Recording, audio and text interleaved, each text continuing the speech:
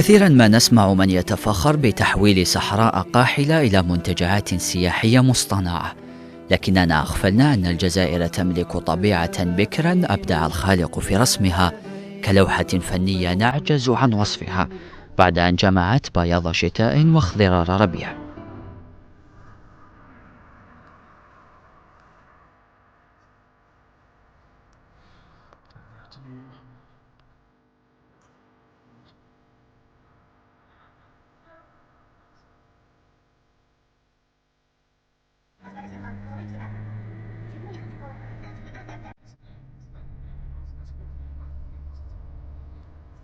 يومان فقط قضيناها بإعالة منطقة تيكجدا السياحية، كانت كافية لتسحرنا بجمالها الطبيعي.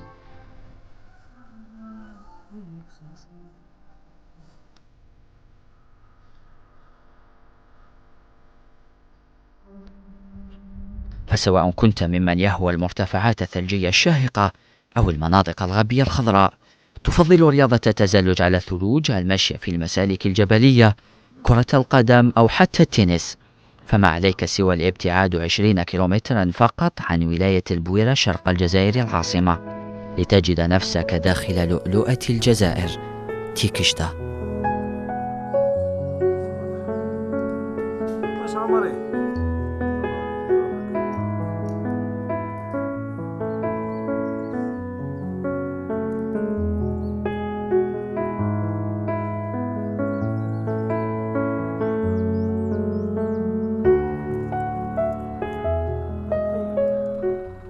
محطتنا الأولى في الرحلة المنظمة من جمعية أقلام سياحية بسند من المؤسسة الوطنية للسياحة والأسفار كانت من سد ثيلزديث الذي يعد بوابة تيكشدا.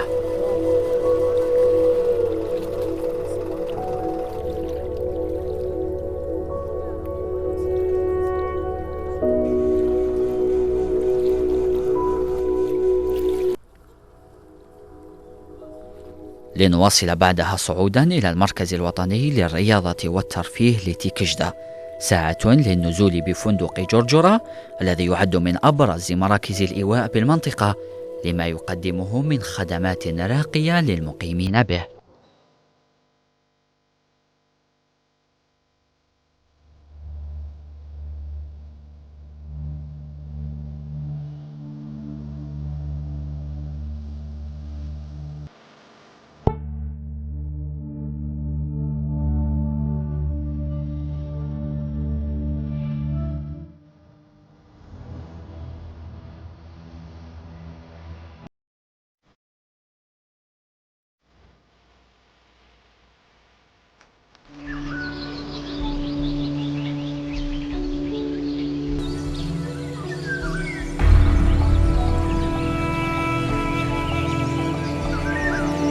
رؤية مشهد الجبال المرتدية لحلتها البيضاء لم تترك لنا مجالا للمكوث بالفندق، منجذبين نحو هذه اللوحة الطبيعية.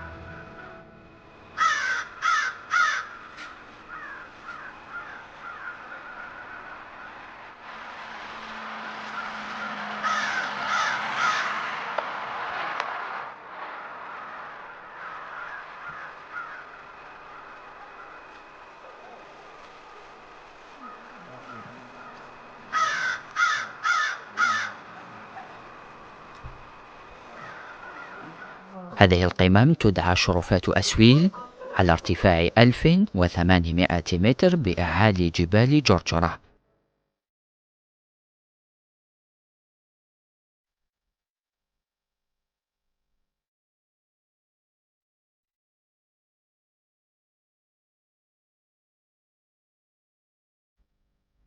سلام. هارا.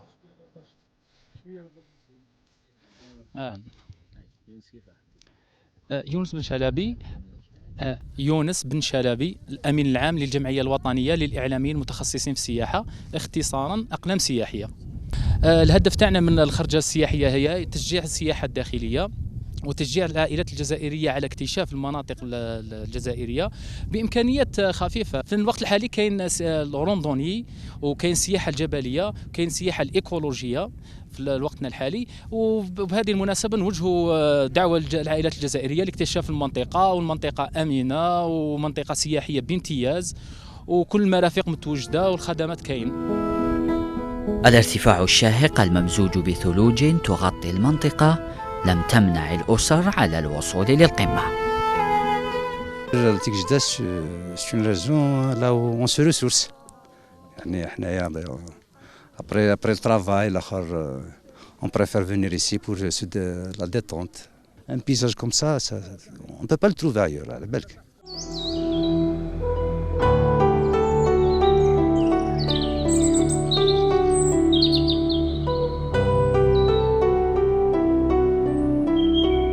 لينتهي اليوم الأول بغروب شمس لا مثيل له.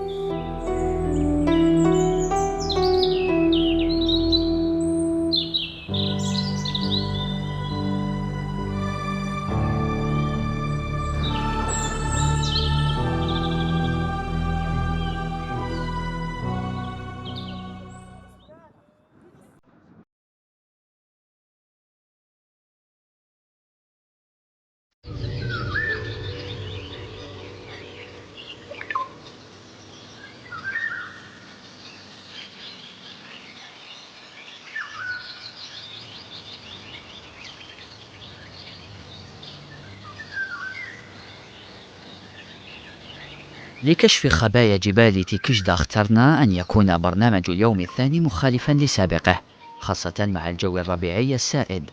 تجمع أعضاء الفريق ثم الانطلاق في المسالك الجبلية للمنطقة. يتقدم المجموعة مرشد سياحي عارف بأسرار تيكجدا.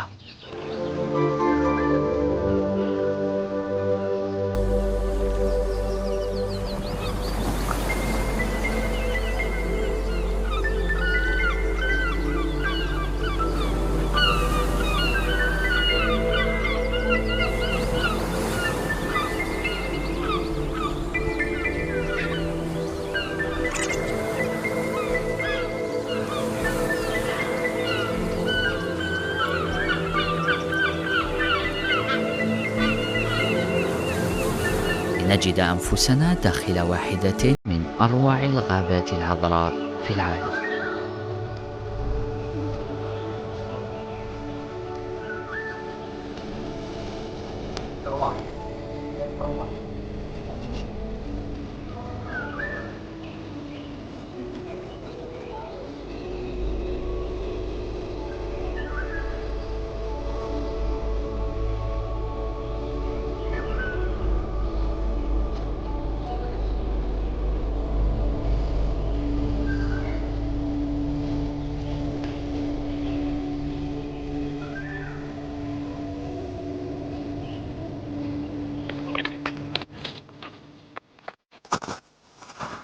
صمت المنطقة الخلابة لم يكسره سوى وقع غوص الأقدام في الثلوج.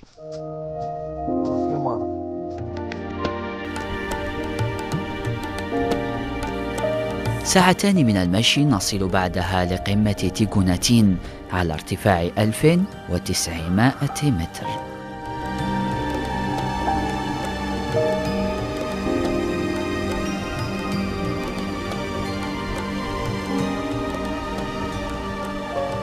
انا كيما راك تشوفوا اليوم كليما شابه الله يبارك، ونا بروفيتي افيك لي كليون تاعنا مع لو جروب، ونا اورغانيزي روندوني بيدستر افيك لو جروب تاعنا. يا دي فامي يا بليزيور كاتيجوري، والحمد لله مشينا من لو سيانا سالتي من لوتيل حتى شالي دو كاف، ومن بعد دينا لو سيركوي تاعنا، لو سيركوي لو سومي دو تيغوناتين. دونك اكطويلمون رانا ابي بري ا 1900 متر دالتيتود كيما راك تشوفوا لوتيل منا. وسي لوكازيون باش نانفيتيو لي كليون تاعنا ولي باساجي كاع لي سيتويان جيلي باش يجوا لينا لهنا ان شاء الله، ونقول لهم يعني كلش كاين، وان شاء الله نونكوراجيهم واني سبري توجور باش يكونوا في لي سبري فاميليال ولو ريسبي توجور معاهم. بون حنا كوم لي زاكتيفيتي راك تشوفوا سي لا سيزون تاع لا سيزون ايفرنال، دونك ان شاء الله عندنا لي روندوني، عندنا اوسي لي سكي. دوك يبدا لاناج ثاني نبروفيتيو مع لي سكي تو نديرو دي انيسياسيون لي سكي للدراري صغار لي فامي ميم بور لي ديبيتون. يا اوسي ثاني لي سكالات في لا سيزون تاعنا.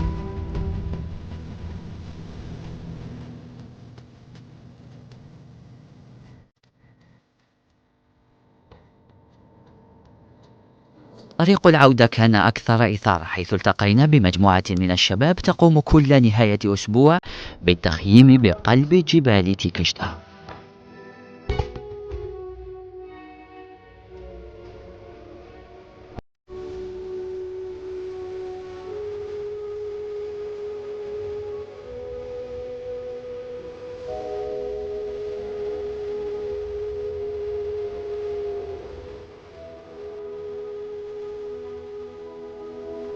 لنصل لنهاية الرحلة إلى لؤلؤة الجزائر ونحن مبهورون بما تملكه من طبيعة خام، وبوعد من كل منا بالعودة في القريب العاجل.